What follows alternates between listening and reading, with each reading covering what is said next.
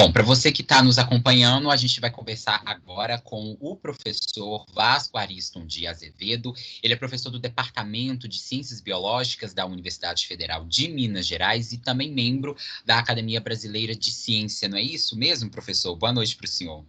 Perfeito, perfeito. Na verdade, bom, tá, sim. Pois não, professor, desculpa. O meu departamento é de Genética, Ecologia e Evolução do Instituto de Ciências Biológicas, da UFMG. Ah, sim, ótimo, professor. Bom, eu chamei o professor Vasco aqui para conversar um pouco com a gente a respeito da situação atual do Brasil diante dessa pandemia internacional do coronavírus, né? Eu me lembro que há um tempo atrás, né, eu havia conversado com o professor há menos de 2 meses, e naquela época o Brasil tinha mais ou menos 290 óbitos em decorrência do coronavírus. Hoje nós já temos, pegando os dados atualizados do Ministério da Saúde, nós temos 24.512 óbitos confirmados pelo Ministério da Saúde até o momento. Então, assim, nós vemos, professor, que foi um crescimento altíssimo, né? Um crescimento superior aí a mais de 90%, né?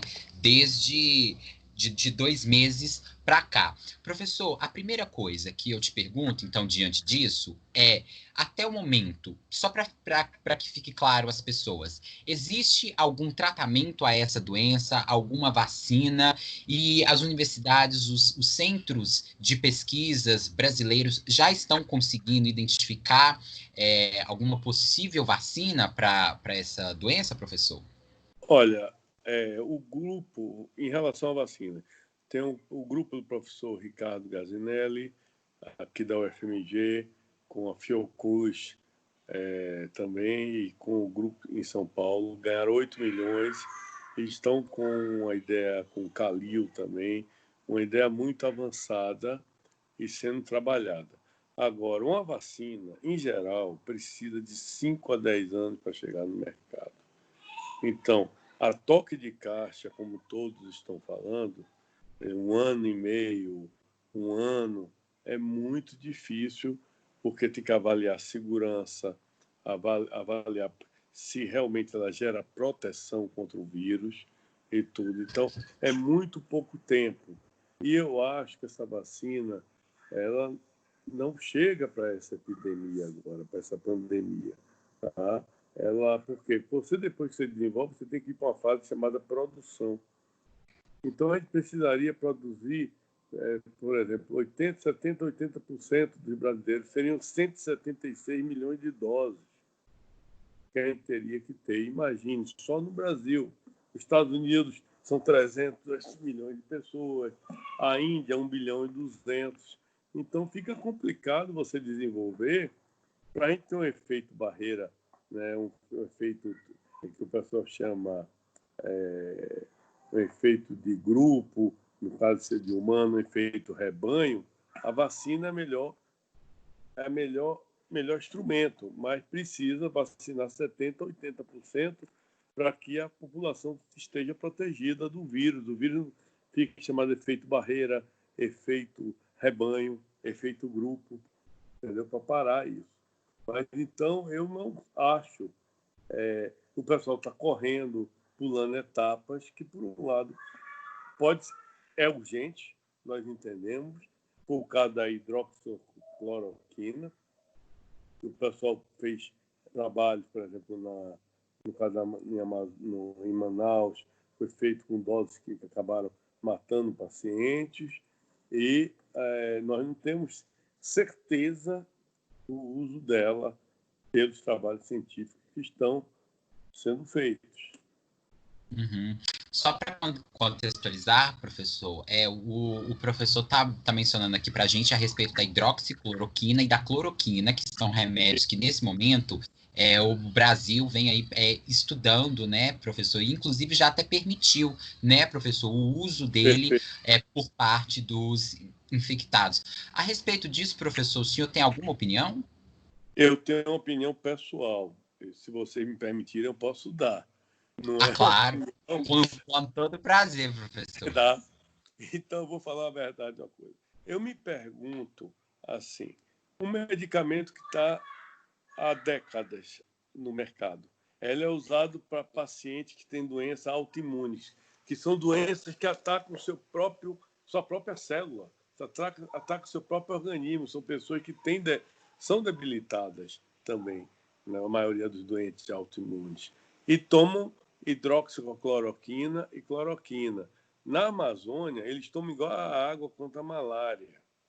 Certo? Então, é um medicamento que os reumatologistas usam, que e diz, pode dar problema cardíaco, pode dar isso, pode dar aquilo. Tudo é questão da dose e do efeito. Agora, me chama a atenção, eu vou falar para vocês, me chama a atenção assim, em 2016, se eu não me engano, ou 2017, para a Zika, foi testado e ninguém falava nada.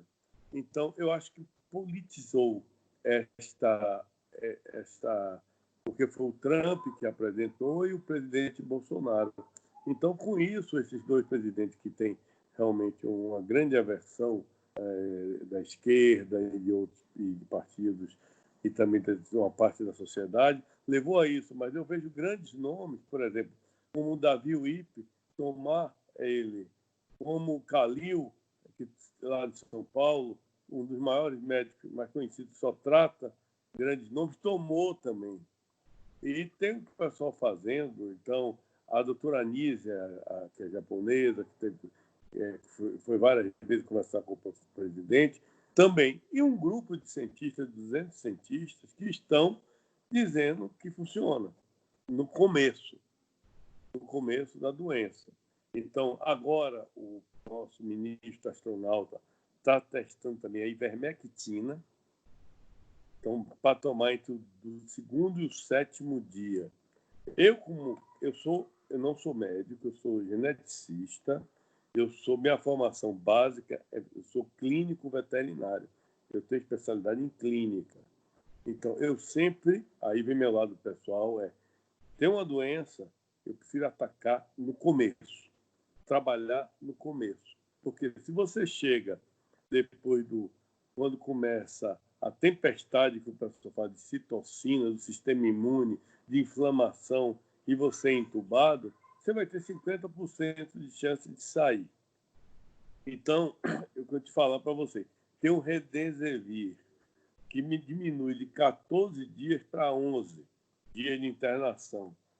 Então, são 3 dias. Ótimo. E é caríssimo.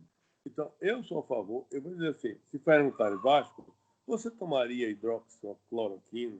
Eu digo, eu tomaria com o zinco, com a azitromicina e tomaria a ivermectina também.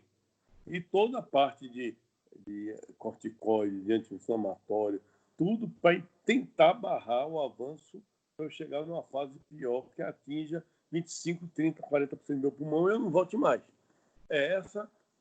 Eu não estou dizendo que é uma panaceia. Eu tenho visto relatos clínicos que funcionam. Quer dizer, então, se funcionar para quanto? Para 30%, para 40%? Se diminui, eu tomaria. Eu tenho amigos médicos que tomaram. Então, eu fico estranho, porque faz toda essa aversão contra esse medicamento. Primeiro, ele pode não funcionar.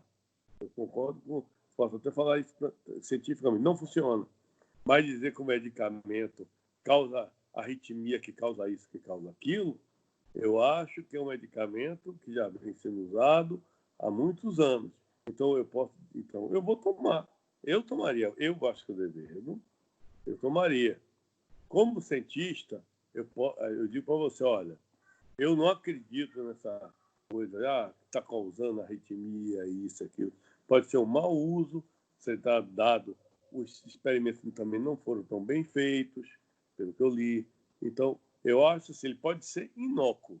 Aí, para que você tomar água para tratar um vírus? Entendeu o que eu estou falando? Então, agora, no meu caso agora, eu acho assim, se nós estamos testando vacina em toque de caixa, vamos testar medicamento em toque de caixa que nós estamos em uma guerra. Entendeu onde eu quero chegar? Então, é difícil isso para falar. Mas, assim, a gente tem que deixar as paixões, nós temos que pensar, por exemplo, na sociedade. Aí você pergunta para mim, o que é que você acha do lockdown? Eu também te respondo o que é que eu acho para você. Não tem problema nenhum. Agora, Entendeu? professor, só para a gente finalizar o assunto da vacina, professor, na sua avaliação, o Brasil tem condições de produzir uma vacina, professor? Tem. Agora precisa realmente, para ser competitivo em curto prazo,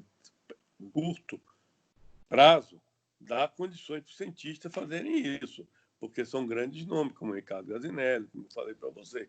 Agora a gente precisa ter insumos, aí tem que estar com importação rápida, a gente tem que conseguir contratar os pesquisadores para ajudar no desenvolvimento.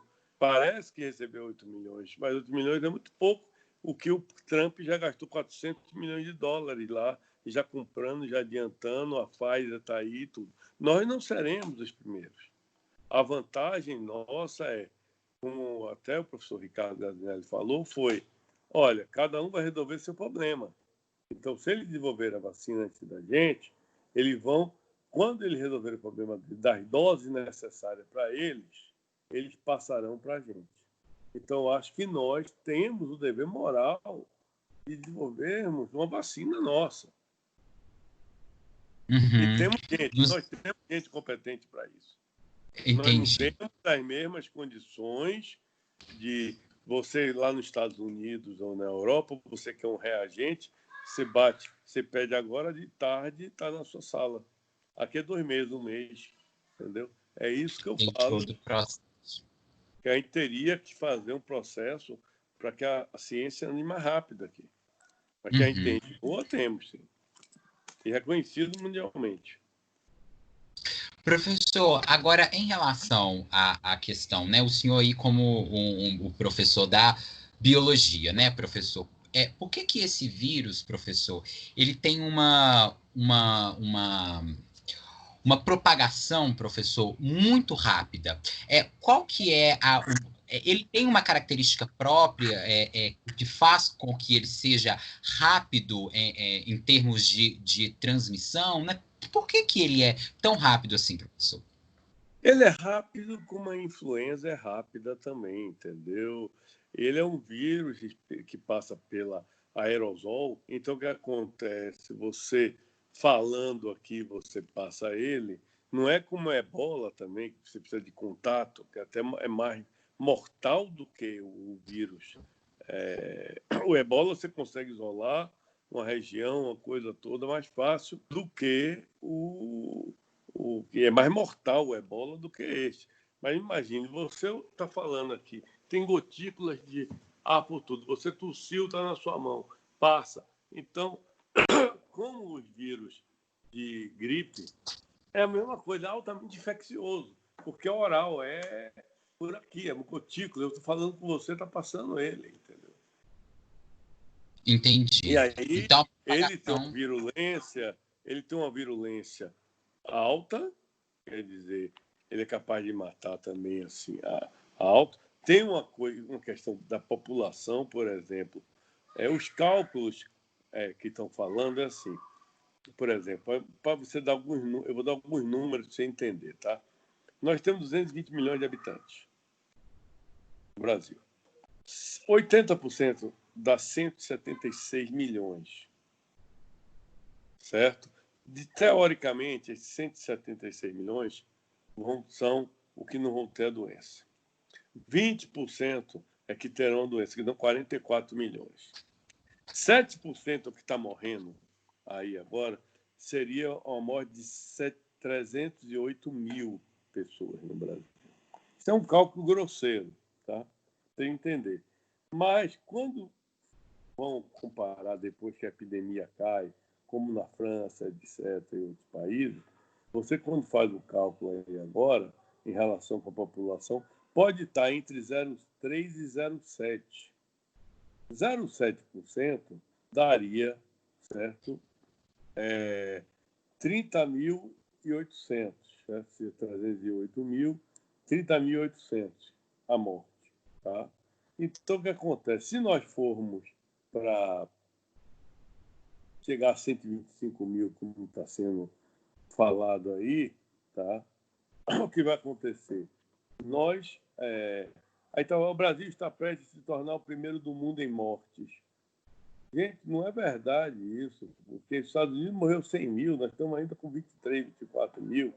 Então, entendeu onde eu quero falar? Isso é Agora, nós temos as condições sanitárias péssimas, nós temos casa com pessoas morando, o sistema de saúde nosso é péssimo, o sistema educacional nosso é péssimo.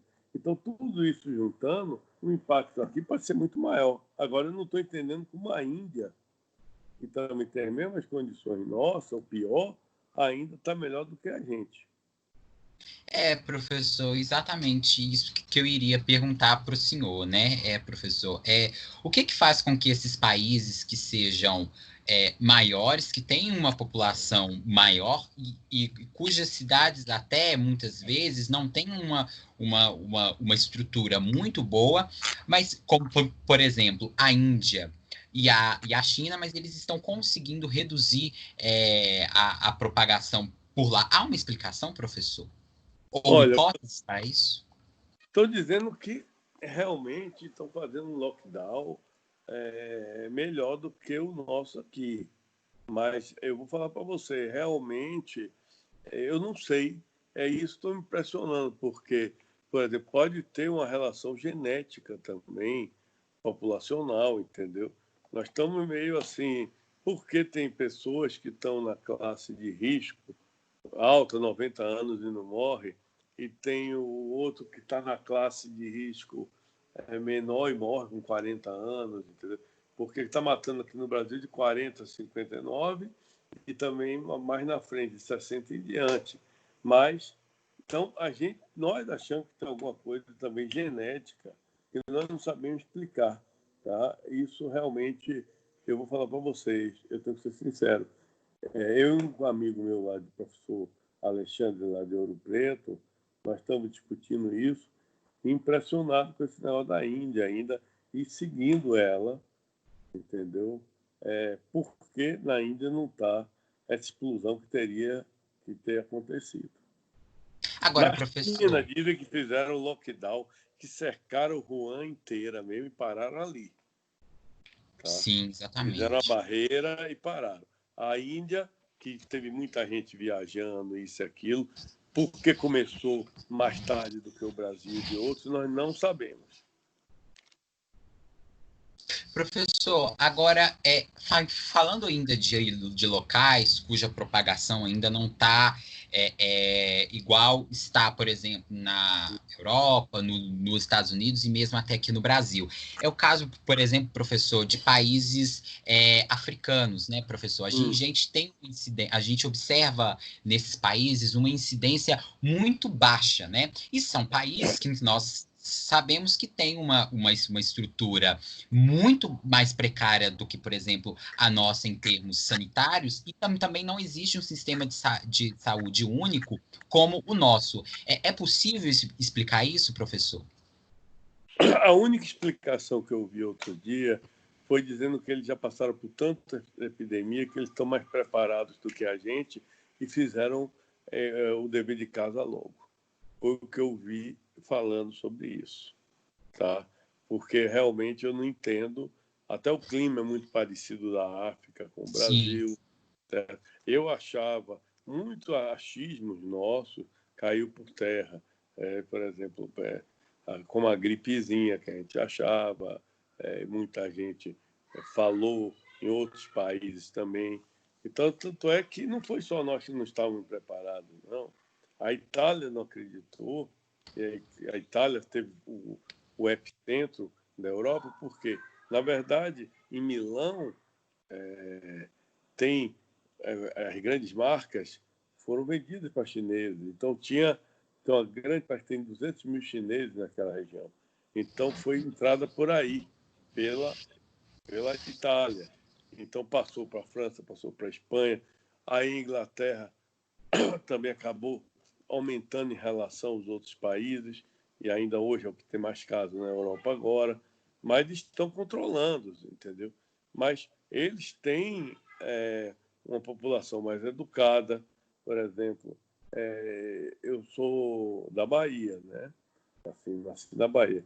Então, minha família é de lá. Então, eu converso com o pessoal e digo, olha, tem bairro lá que o pessoal está normal, não está nem aí, bairros humildes, e as pessoas estão com uma situação horrorosa, tá? E não acreditam, não. Vê festa, está na rua, está em supermercado, está em feira, sem nenhum cuidado de nenhum. Lavar a mão, máscara, nada. Uhum.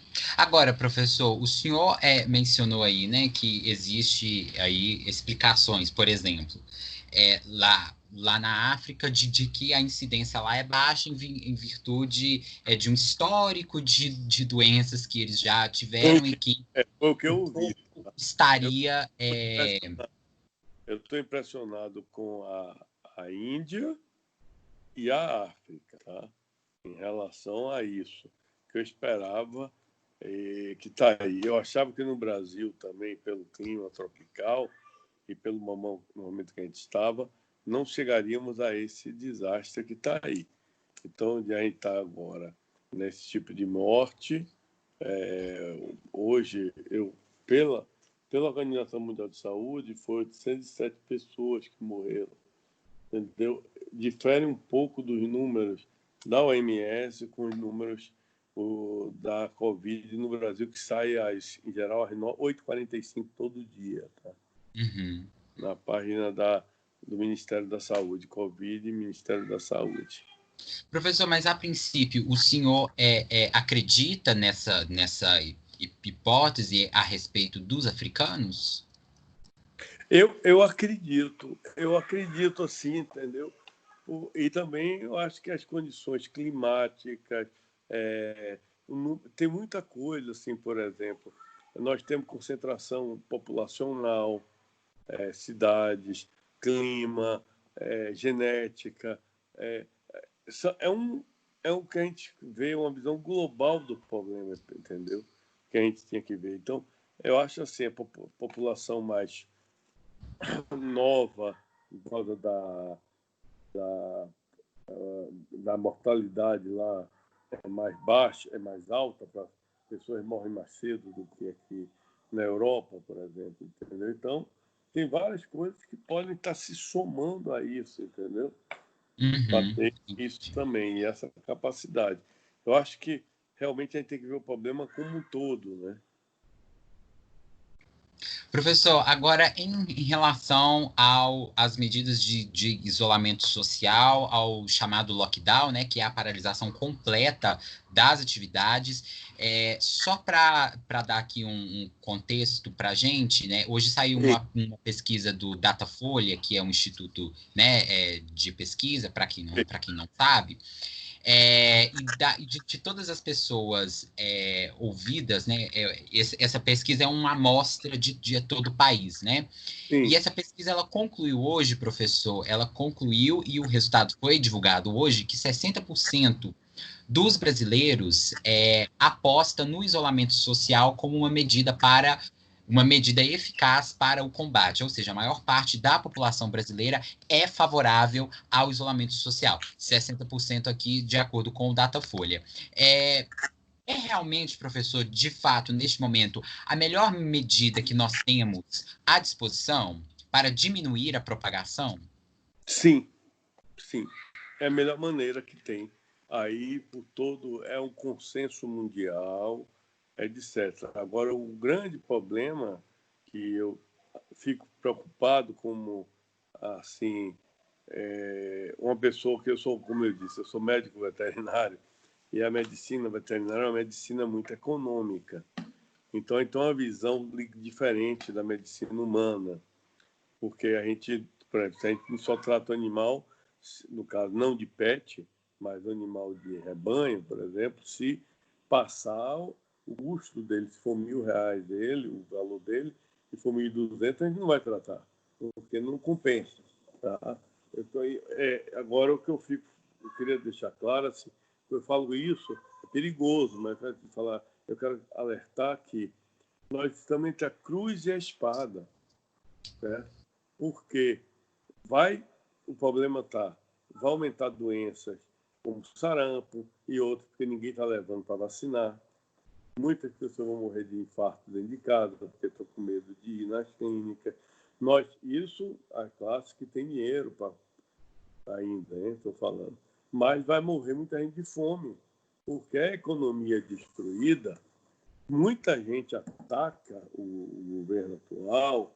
Eu não quero nem atacar, se fosse o governo antigo também, eu diria, por favor, gente, ache uma solução. Eu acho que a gente tem que tentar, hoje, campanhas educativas, como foi feito pelo Calil aqui. O Calil, ele conseguiu segurar, ele está abrindo lentamente, né? Apesar de que você vê que ele abriu, caiu para 33%, aí depois voltou para 42%, na terça segunda-feira agora. Então, ele está controlando através dos celulares, com a empresa fazendo isso e tudo.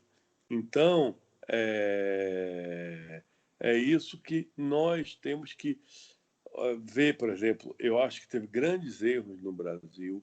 Primeiro, foi decretado estado de emergência dia 4 de fevereiro, deveria ter suspendido o carnaval. Não foi feito. Nós fizemos um trabalho aqui sobre aeroportos, mostrando que a doença entra pelo aeroporto, está para ser publicado. Tentamos mandar para o major, para o general Mourão, o vice-presidente que está se ocupando da Amazônia, porque a gente sabia que ia chegar em Manaus também. Então, São Paulo, Manaus e tudo. Nossa, está publicado, mas nesse jornal chamado Pré-Print, nossa teoria mostrando, e hoje a gente sabe que nós tivemos razão. Então, o que acontece? O Brasil é um país continental que tem 10 vezes a Europa dentro dela, dos países. Então, o que é que nós teríamos que fazer? A gente poderia ter fechado uma parte do país, ter aberto outra, ter conseguido controlar o pico da curva em cada estado, em cada país, em cada estado. Porque nós, por exemplo, São Paulo é o tamanho da França, Minas Gerais é do tamanho da Alemanha. Então, somos países aqui dentro. A Bahia também, né? Equivale, vamos dizer, Portugal e Espanha juntos. A Bahia tem os dois países, e Bélgica juntos, vamos botar 3 ou 4 países, está dentro da Bahia, está dentro de Minas. Então, nós temos, em Minas também, nós temos nossa geografia, né? As montanhas, etc., que está explicando aí como está acontecendo o nosso problema. Tinha morrido 43 pessoas de Covid aqui em Belo Horizonte. Então, está sendo aberto com controle, primeira semana, para depois ver a segunda, para depois ver a terceira, e vendo como se comporta, como está na Europa agora também. Então, nós tivemos um problema político e econômico e de saúde juntos, que não conseguiam conversar. Os líderes não conseguiram conversar, que poderia ter dividido o país, porque o impacto econômico vai ser terrível também para a gente. A gente vai viver muito tempo, entendeu? E está tendo roubo na saúde agora, imagine. É uma loucura. 7 governadores sendo investigados. Então, a gente está vivendo uma falência moral, uma falência política. É triste isso, sabe? Mas eu espero eu torço que o comportamento desse vírus aqui não seja como a gente está esperando, não. Agora, professor, em relação exatamente pegando um gancho nisso que o senhor nos trouxe aqui, né? Que foi essa certa confusão que o país está vivendo neste momento, né? Isso porque, por exemplo, nós temos uma diretriz que vem do governo federal indicando para a reabertura, mesmo que parcial, mas uma abertura das atividades econômicas. Por outro lado, nós temos diversos governadores em todo o país, por exemplo, os governadores de São Paulo, Rio Grande do Rio de Janeiro, governadores do Nordeste do país, que estão restringindo a circulação de pessoas e aumentando, consequentemente, o isolamento social. Ou seja, não há uma uniformidade nas medidas aqui no Brasil. Isso pode, professor, atrapalhar a propagação do vírus aqui no Brasil? Pode. Pode, porque era um momento para ter união nacional e não está tendo. Então, por exemplo, o STF liberou os estados, quebrou o pacto federativo. No meu ponto de vista, falar isso, eu acho que ser diretista, não. Eu estou falando assim, eu acho que deveria ter um pacto nacional, que não houve esse pacto nacional.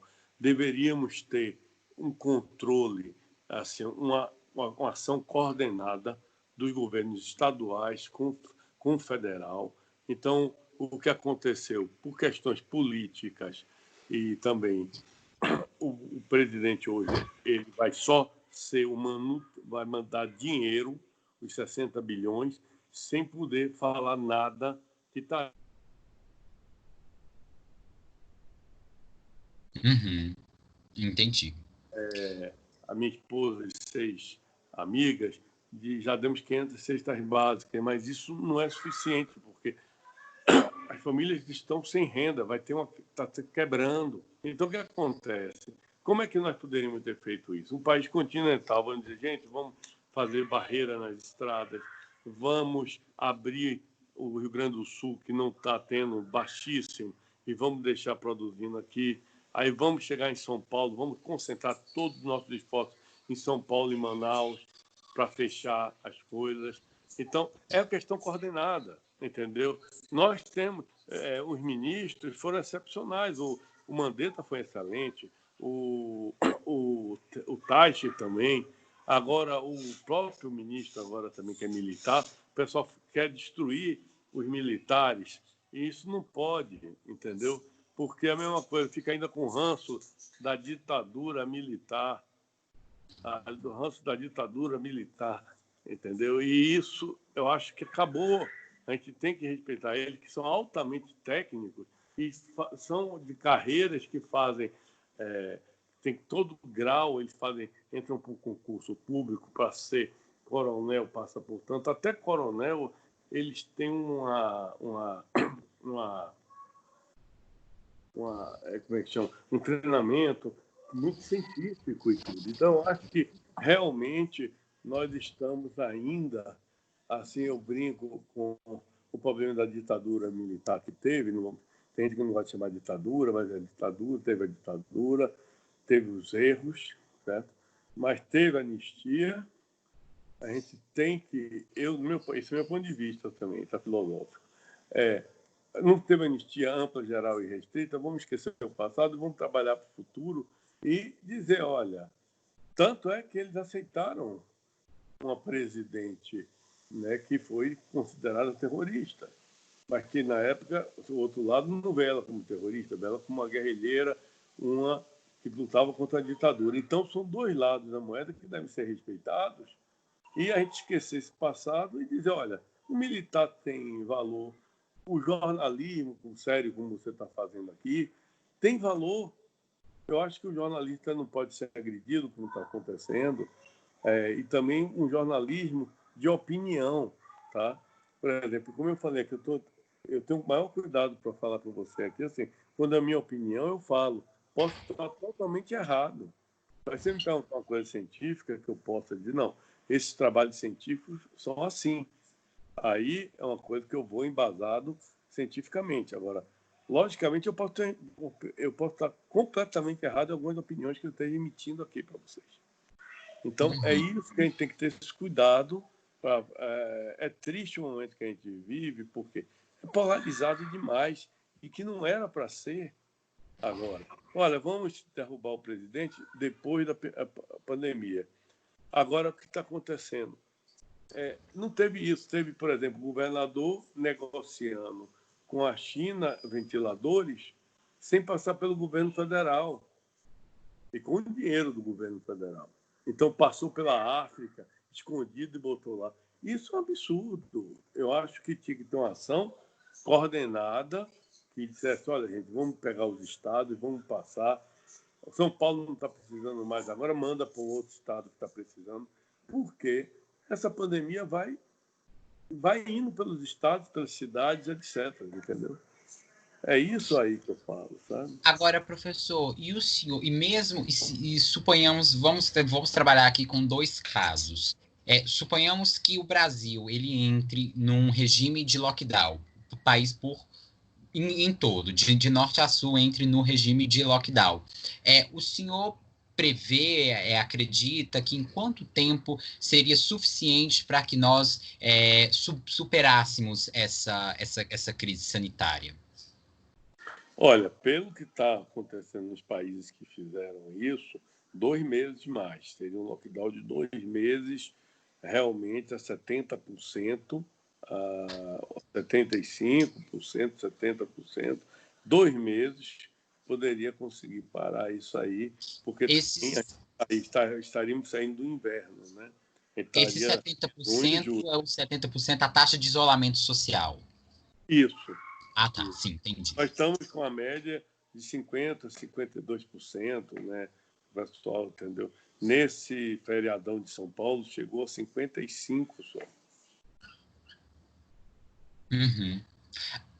Agora, professor, trabalhando agora com a hipótese de não haver o lockdown e as atividades como um todo, né, continuarem com essa tendência de relaxamento. O senhor prevê que em quanto tempo a gente possa superar essa crise? Olha, segundo o que eu tenho lido e tudo, como está aí, a tendência é outubro, novembro, que vai começar as curvas diminuírem no país e com essa questão de morte prevista em 125 mil pessoas. Entendi. Então, professor, diante disso, professor, o senhor recomendaria o que para as autoridades? Uma flexibilização no isolamento ou uma restrição maior no confinamento? Eu faria como Tais propôs, horizontal, vertical, e por localidade e com o isolamento nessas localidades mais fortemente, fechando isso. Mas, por exemplo, se você olhar agora São Paulo, o governador Dória já está tendo alguns problemas com o prefeito Covas por causa da... Ele não quer que feche e o governador está pensando em lockdown também. Então, é extremamente complexo esse tipo de coisa, mas eu acho assim, tem que ser caso a caso. Teríamos que ter uma política de sentar todos na mesa e dizer assim, olha, aqui está essas cidades aqui. Então, vamos fazer um controle para não chegar lá e deixar ela aberta, vamos fazer controle de fronteira. Já não estamos tendo voo mesmo, né, que é o grande problema dos aeroportos, que é muito perigoso. Então, vamos tentar com as fronteiras secas, controlar elas dessas cidades e tentar que não fazer como a França, por exemplo, na Itália. Você não pode sair daqui, por exemplo, um cara que está na região A, ele não pode andar 300 quilômetros, ele só pode ficar no perímetro de 150 quilômetros, entendeu? Se eu não me engano, a 300, uma coisa desse tipo. Eu não estou lembrado exatamente, não, tá? Mas é isso que eu falo para você. Nós teríamos que fazer várias medidas, certo? E também o que acontece? Por que nós vamos chegar nisso? Em 70 dias, 80 dias agora, dia 17 ou 18 de março, né, foi o lockdown nosso aqui de Belo Horizonte, que é o isolamento aconteceu. Nós estamos bem ainda, acho que o governador de Minas, o prefeito, nós estamos indo bem. Mas teve os outros que não se prepararam, porque o sistema de saúde estava sucateado. O SUS é maravilhoso, ele tem que investir nele. Sim, minha filha trabalha para o SUS, eu acho que o sistema de vacina do SUS, se tiver uma vacina brasileira, seria capaz de atender exatamente para vacinar 70%, 80% da nossa população. Mas o grande problema que eu vejo é essa situação de que nós precisamos, certo, nos unir, fazer estratégias para parar isso, e não tem... A gente tem que aprender uma coisa, nós temos particularidades A gente não pode ficar se comparando com os Estados Unidos, com a Europa. E a gente tem nosso povo, nós temos nossa genética, nós temos nosso clima, nós temos a maneira, por exemplo, a concentração populacional diferente em algumas localidades. Então, locais que são mais fáceis de controlar do que outros também. Isso é verdade, professor. Professor, esses eram os meus questionamentos. O senhor gostaria de acrescentar algo mais?